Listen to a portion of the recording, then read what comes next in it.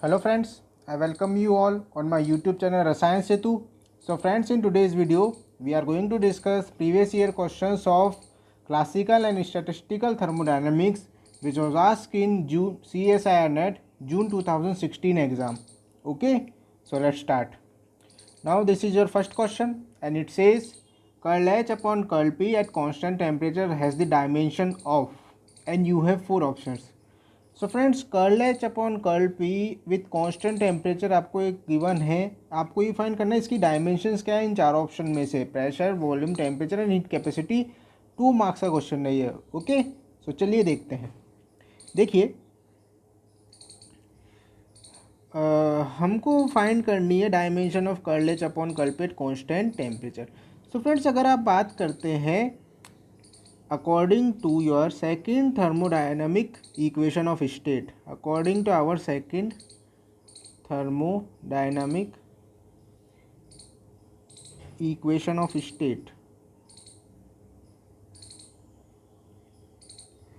क्या रिलेशन होता है आपका?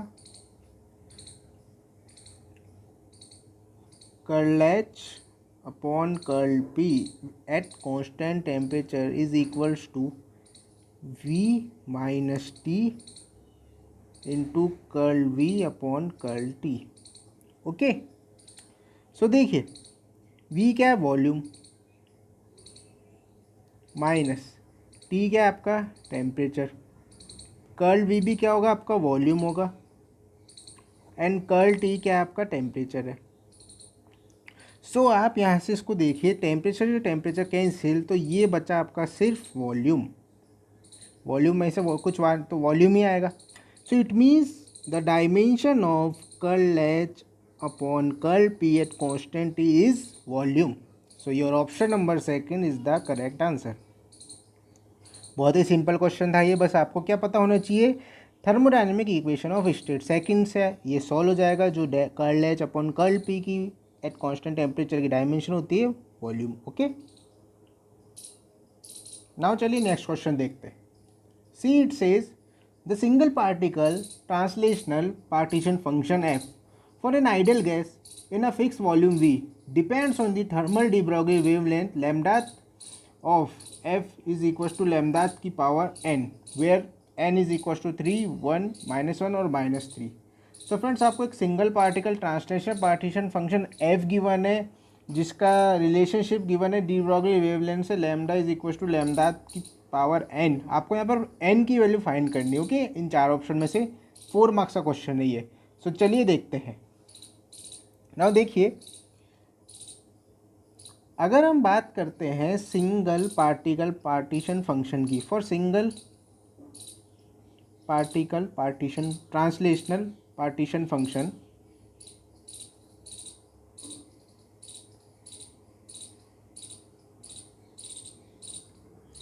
तो क्या होता है देखिए, f is equal to v upon lambda cube. Okay, यहाँ पर जो ये आपका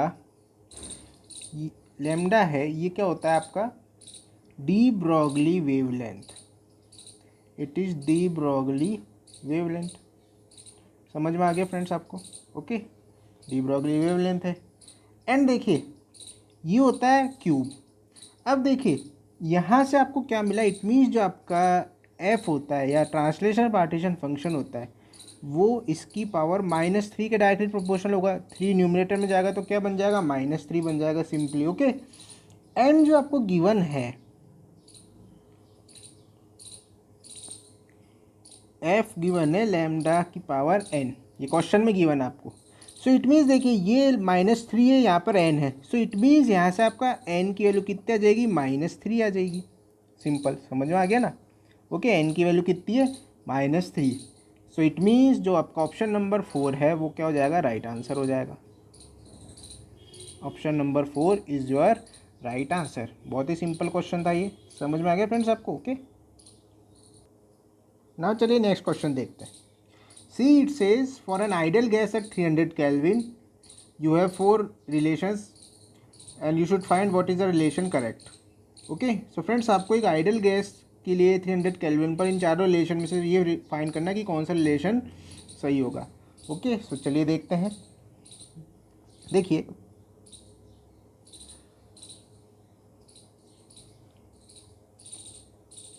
सबसे पहले हम बात करते हैं मैक्सवेल इक्वेशन की। सो फ्रॉम मैक्सवेल इक्वेशन एक रिलेशन होता है आपका, मैं वो आपको बताता हूँ। D U is equals to T D S minus P D V. Okay, now देखिए अगर आप इस रिलेशन को किससे डिवाइड करें, डी वी से, if divide by D V we get what, देखिए curl U upon curl V at constant temperature is equals to T dot curl S upon curl V minus P curl V upon curl V. Okay, ये आपको मिलेगा। Curl V से curl V cancel, so यहाँ से जो आपकी equation बचेगी वो बचेगी आपकी, देखिए curl U upon curl V at constant temperature is equals to T dot curl S over curl V minus P. ये सपोज है इक्वेशन नंबर 1। ओके, ये आपकी मैक्सवेल इक्वेशन से। नाउ देखिए अनदर मैक्सवेल इक्वेशन की बात करते हैं। फ्रॉम मैक्सवेल रिलेशन एक और जो आपका रिलेशन होता है, देखिए क्या होता है, D A is equals to minus S D T minus P D V. Okay, अब देखिए यहाँ से जो आपकी मैक्सवेल रिलेशन निकलती है, यहाँ से क्या निकलता है आपका, curl S upon curl V is equals to curl P upon curl T. ये इससे आती है रिलेशन। ओके, मैक्सवेल रिलेशंस होते हैं, आई होप आपने पढ़े हुए होंगे। सो देखिए यहाँ से आप क्या लिख सकते हैं इसको, so curl U upon curl V at constant temperature is equals to, देखिए ये है curl S upon curl V and इसको हमने किसके इक्वल पढ़ा है, curl P upon curl T के। सो ये वैल्यू आप यहाँ पे रख दीजिए। सो ये हो जाएगा आपका T into curl P upon curl T minus P. Okay friends, ये आपको फाइनल इक्वेशन मिलती है दोनों मैक्सवेल रिलेशन से। एंड जो ये आपकी इक्वेशन होती है इसको आप क्या बोलते हैं, first thermodynamic equation of state. First thermodynamic equation of state.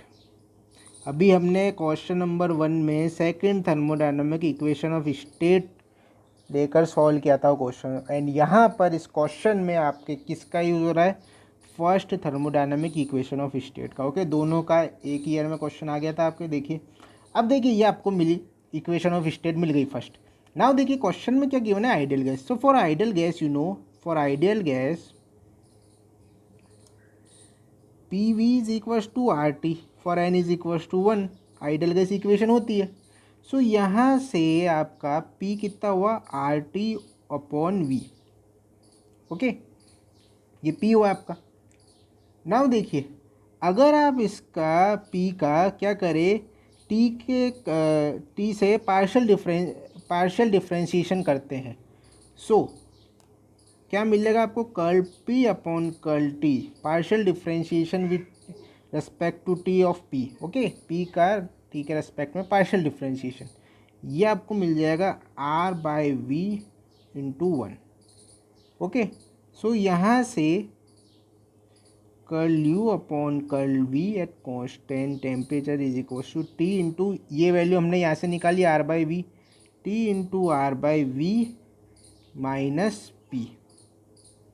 Okay, अब देखिए ये पूरी टर्म क्या है, आर टी, एंड यहाँ से हमने क्या बोला, P V is equal to R T. So यहाँ पर आर टी की जगह पी वी भी रख सकते हैं। सो यहाँ से curl U upon curl V at constant temperature is equal to P V upon V minus P. Okay, इतना समझ आ गया। सो इसको कैंसिल करें आप, क्या बचा आपके पास, P minus P which is equal to 0। So finally आपके पास जो रिलेशन आया है that is curl U upon curl V at constant temperature is equal to 0। ये रिलेशन आपका निकल के आया है। सो इसके अकॉर्डिंग जो आपका ऑप्शन नंबर 1 है वो क्या हो जाएगा, राइट आंसर हो जाएगा। दिख रहा है आपको कॉर्नर में क्वेश्चन, देख लीजिए। ओके, सो इस तरह से क्या होगा, ये इक्वेशंस का Maxwell relations and first thermodynamic equation of state को लेते हुए आप क्या करेंगे, इस क्वेश्चन को सॉल्व करेंगे। समझ आ गया फ्रेंड्स आपको कि बहुत ही सिंपल क्वेश्चन था ये। नाउ चलिए नेक्स्ट क्वेश्चन देखते हैं। See it says the figure below describes how a Carnot engine works. It starts from the adiabatic compression step denoted by and you have 4 option. So friends आपको एक figure given है Carnot cycle का, आपको ये find करना है कि इसमें एडियाबेटिक कंप्रेशन स्टेप कौन सा होगा इन चारों में से, A B, B C, D C या ए डी। ओके, 4 मार्क्स का क्वेश्चन है ये। चलिए देखते हैं। नाउ देखिए फ्रेंड्स, जो आप कार्नोट साइकिल ड्रॉ करते हैं तो कार्नोट साइकिल कैसे ड्रॉ होता है, पीवी प्लॉट होता है, साइक्लिक प्रोसेस होता है इस तरह से।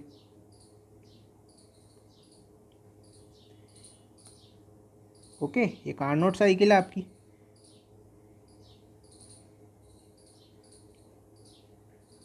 ये आप कर दीजिए ए बी सी डी।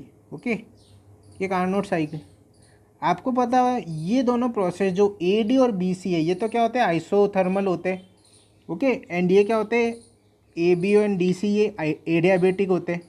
सो ये दोनों तो हुए आपके isothermal.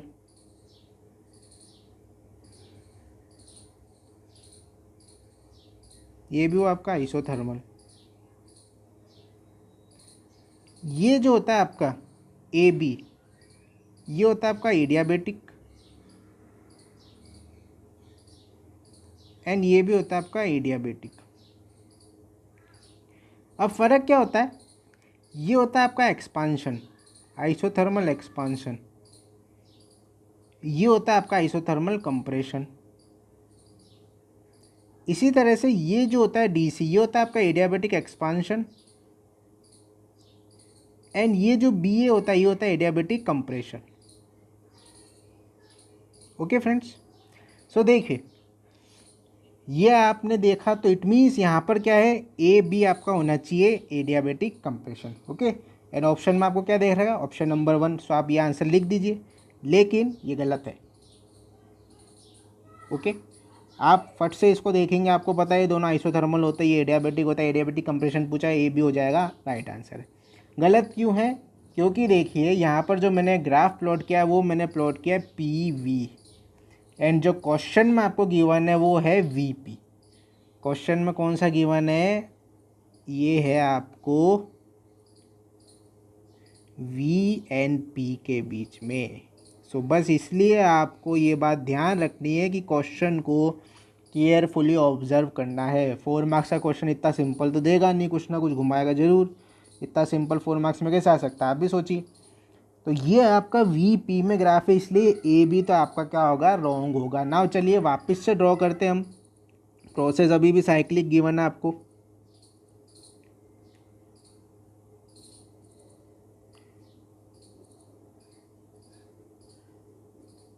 A B C and D and C. Okay, ये गिवन है। अब देखिए बस फ़र्क क्या आता है फ्रेंड्स, अगर आप पीवी में ग्राफ प्लॉट करते हैं तो ये होता है आपका आइसोथर्मल, ये होता है आइसोथर्मल।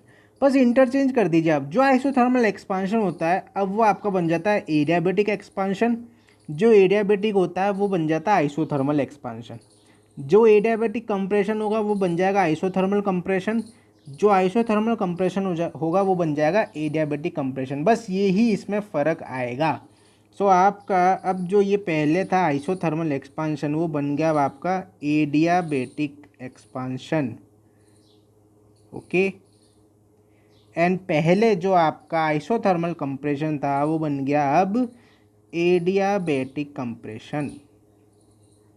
समझ में आ गया फ्रेंड्स आपको, अब बन गया वो एडियाबेटिक कंप्रेशन। सो इसके अकॉर्डिंग जो आपका बी सी वाला प्लॉट है वो क्या होगा, आपका एडियाबेटिक कंप्रेशन होगा। So option number 2 is your correct answer. समझ आ गया फ्रेंड्स आपको, not option number first but option number second, that is BC plot is the representation of adiabatic compression। And ये क्यों हुआ? बिकॉज ऑफ वीपी ग्राफ है। अगर देखिए अगर पीवी होता तब तो बिना किसी डाउट के ए बी होता, लेकिन वीपी ग्राफ है इसलिए इसका क्या है आपका एडियाबेटिक कंप्रेशन बीसी होगा, that is your option number second. समझ में आ गया फ्रेंड्स आपको? ओके, बहुत ही सिंपल क्वेश्चन था ये, बस थोड़ा सा ऑब्जर्वेशन का ध्यान रखना है। हाँ चलिए नेक्स्ट क्वेश्चन देखते हैं। See it says if U is a function of V and T then curl u upon curl t at constant pressure is equals to, where pi and alpha are the internal pressure and the coefficient of thermal internal pressure and the coefficient of thermal expansion respectively, and you have 4 options. So friends, आपको अगर एक internal energy as a function of volume of temperature given हो, आपको ये find करना है curl U upon curl T at constant pressure, वो किसके इक्वल होगा? यहाँ पर पाई एंड अल्फा जो गिवन आपको as a internal pressure and thermal expansion coefficient की फॉर्म में गिवन है। 4 मार्क्स का क्वेश्चन है ये। चलिए देखते हैं। देखिए सबसे पहले हम देखते हैं फ्रेंड, जो थर्मल एक्सपांशन कोफिशिएंट अल्फा होता है उसकी वैल्यू होती है 1/p curl V upon curl T at constant pressure, and जो आपका पाई होता है, पाई आपका होता है curl U upon curl V at constant temperature. And अगर आपको याद हो तो हमने अभी अभी इसका यूज़ किया था, ये क्या था आपका? That is first thermodynamic equation of state. So देखिए एक ही पेपर में 3 क्वेश्चन आ गए थर्मोडायनामिक इक्वेशन ऑफ स्टेट से रिलेटेड, तो मीन्स ये टॉपिक इम्पोर्टेंट रहेगा आपका। ओके, सो पाई होता है आपका क्या? ये होता है आपका इंटरनल प्रेशर, एंड अल्फा क्या है आपका? Thermal expansion coefficient. नाउ देखिए जो आपको गिवन है, internal energy as a function of temperature and volume. Okay, so देखिए इंटरनल एनर्जी एक स्टेट फंक्शन होता है, एंड इस पर क्या होती है? एग्जैक्ट डिफरेंशियल की कंडीशन अलाउ परफॉर्म हम कर सकते। जितने भी आपके स्टेट फंक्शंस होते हैं वो एग्जैक्ट डिफरेंशियल्स होते हैं। सो वो मैं आपको यहाँ पे डायरेक्ट बता देता हूँ। According to condition of exact differentials,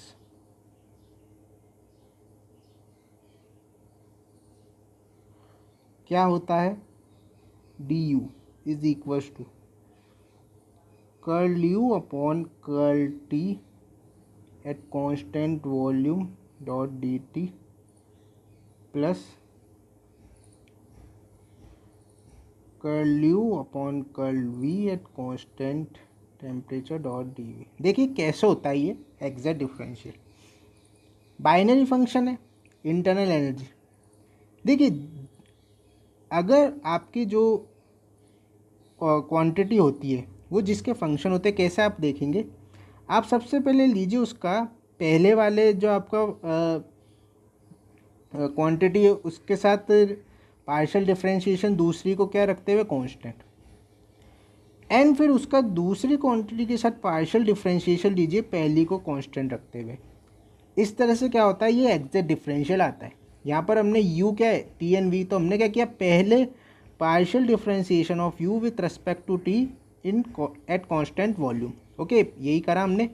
फिर दूसरी बार क्या किया हमने? Partial differentiation of u with respect to v at constant temperature, and आगे dt जिसके रेस्पेक्ट में आप ले रहे हो उसका डिफरेंशिएशन, तो यहाँ पर dt एंड यहाँ पर dv। ये होती है आपकी एग्जैक्ट डिफरेंशियल। ओके, अब देखिए इसको आगे सॉल्व करते हैं फर्दर।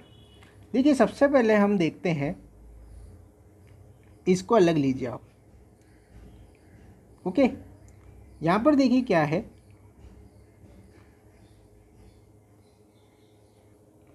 नहीं देखिए ये तो हमने निकाला। अब हमको देखिए क्या फाइंड करना है। जो हमको क्वेश्चन के अकॉर्डिंग फाइंड करना है curl U upon curl T at constant pressure, ये हमको फाइंड करना है। ओके, ये करते हैं हम। देखिए अगर आप इसको करना शुरू करेंगे तो इस इक्वेशन के अकॉर्डिंग ये जो क्वांटिटी बचेगी आपकी, ये बचेगी plus curl U upon curl V dot curl V upon curl T eight constant pressure. Okay, ये क्या होगा, इसको सॉल्व करने पर आएगा। आप क्या करिए, इसका ये तो आपने निकाल लिया du, इसको आप टेम्परेचर के रेस्पेक्ट में पार्शियल डिफ्रेंशिएशन कर दीजिए। तो ये वाली टर्म ऐसे की ऐसी आ जाएगी, इसका जीरो हो जाएगा। ये वाली टर्म ऐसे की ऐसी है, इसका curl V upon curl T। Okay, now अब देखिए फ्रेंड्स, यहाँ से आगे जो आपकी heat capacity at constant volume होती है वो होती है curl U upon curl T at constant volume. ये होती है हीट कैपेसिटी। एंड देखिए ये quantity curl U upon curl T at constant यहाँ पर है इस इक्वेशन में। सो इट मीन्स ये जो टर्म है वो CV के इक्वल हो जाएगी। सो यहाँ से आपके curl U upon curl T at constant pressure किसके इक्वल हो जाएगी, CV प्लस। अब देखिए ये जो टर्म आपकी curl U upon curl V at constant temperature, ये इसके इक्वल आ रही है, curl U upon curl V at constant temperature यानी पाई के। सो ये वैल्यू टर्म, ये वाली टर्म हो जाएगी आपकी pi into curl V upon curl T at constant pressure. Okay, समझ में आ गया फ्रेंड्स आपको। अब देखिए, अभी हमने लिखा था alpha, alpha is equals to 1/v curl V upon curl T at constant. अब देखिए ये वाली टर्म जो है इस यहाँ पर दिख रही है आपको पाई के साथ, curl V upon curl T at constant pressure. तो इट मीन्स ये टर्म किसके इक्वल हो जाएगी, अल्फा इंटू V के। अगर आप इस टर्म को तो ये V यहाँ पर इससे मल्टीप्लाई हो जाएगा अल्फा से, तो ये alpha into V is equals to curl V upon curl T at constant pressure हो जाएगा ना। ओके, कहाँ से, जो आपका ये थर्मल एक्सपांशन कोफिशिएंट है वहाँ से। सो यहाँ से आपके curl V upon curl T at constant pressure किसके इक्वल हो गए, अल्फा इंटू V के। So again curl U upon curl T at constant pressure will be equal to CV plus pi alpha V। ये हो जाएगा आपको। Okay, सो ये आपकी जो टर्म आई वो किसके equal I, CV plus pi into alpha into V, which is your option number 4। देख लीजिए आप कॉर्नर में आपको क्वेश्चन दिख रहा है, ऑप्शन नंबर 4 दिख रहा है आपको। ओके, सो इस तरह से आपका ये क्वेश्चन सॉल्व होगा। देख लीजिए वापस, सबसे पहले आपने अल्फा एंड पाई, देखिए ये वैल्यूज आपको पता होनी चाहिए, CV की वैल्यू अल्फा पाई, तभी ये क्वेश्चन सॉल्व होगा। ओके, बस आपका जो आपको एक स्टेप ध्यान रखना वो है इसका curl U upon curl T at constant pressure. ये कैसे होगा, प्रेशर कॉन्स्टेंट रखते हुए।